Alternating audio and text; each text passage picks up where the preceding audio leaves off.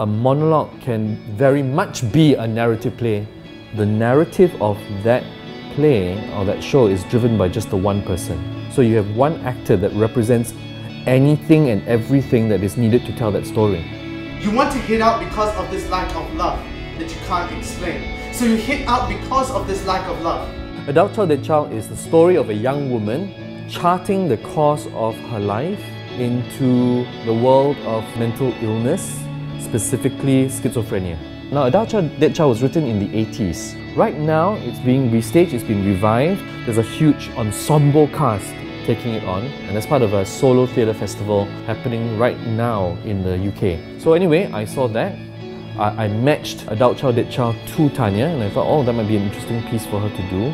And what I really appreciate about her is the honesty in which she plows very generously into her portrayal of her characters.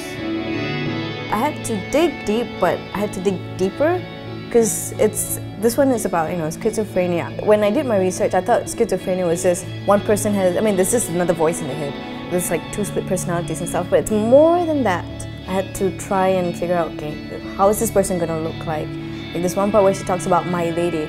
If I want to be able to talk about how this person made an impact on me, I wanted to see how she looks like, how she would talk and stuff like that. So it's just trying to figure out what they would say outside of these monologue and stuff like that. So then what happened was this. In looking at Adult Child Dead Child, I suddenly thought, hey, wouldn't it be interesting to get a completely different take on the piece? If you have a female take on the piece, why not try a male take on the piece? Nick's style is more actor-driven. In his case, I've allowed him a lot of room because he's endlessly giving me feedback and input. So whatever he needs to do, he gets to do to tell his story as an actor. I discovered the world of theatre when I was about 7 or 8 and just never stopped since then. Theatre has literally been my life. Anytime I take on a role, I always have to look at myself first before I can look at this character. What parts of this character can I put myself into? Which parts of these characters can I put this character into me? And it was a very hard process because it's definitely not an easy character to portray. He's very disturbed, very misunderstood, and there are places that I didn't want to go to that I have to go to in order to make it real.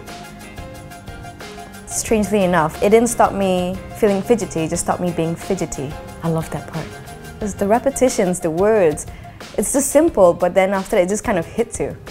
I could have just spent time with one actor, but I chose two, and they need to be in separate rehearsal schedules to grow their own versions of the show.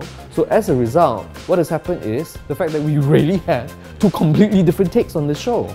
And I have always been intrigued with the idea of this. You have a play.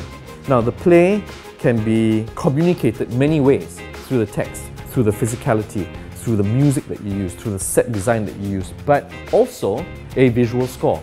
Now, for me, initially, it was, wow, Taran is an awesome photographer, I really like his work. So I thought, okay, let me give you this script about mental illness and schizophrenia, and why don't you give me your interpretation on it?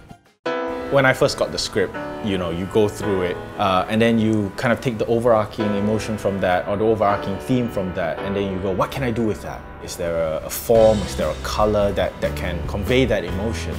This is a mixed media project. At first, I was thinking, oh, let's do photography. And then as I was interpreting the script, and I was just going, I don't think I can convey this kind of sensation via photograph. I need to remove context. So I was like, okay, all right, why don't I just get a whole bunch of canvases, a whole bunch of acrylics, and do some really kind of visceral stuff on it. In a monologue, the set really tells so much more of the story. But you see, that's what's interesting, you see. The experiment is like this, you see. You've got an actor version of the play, you have a storyteller version of the play. So I suspect the visuals, it's gonna say different things. The audience are going to use that visual for different reasons. There are 3 actors on stage. 3 actors. You have Nick, you have Tanya.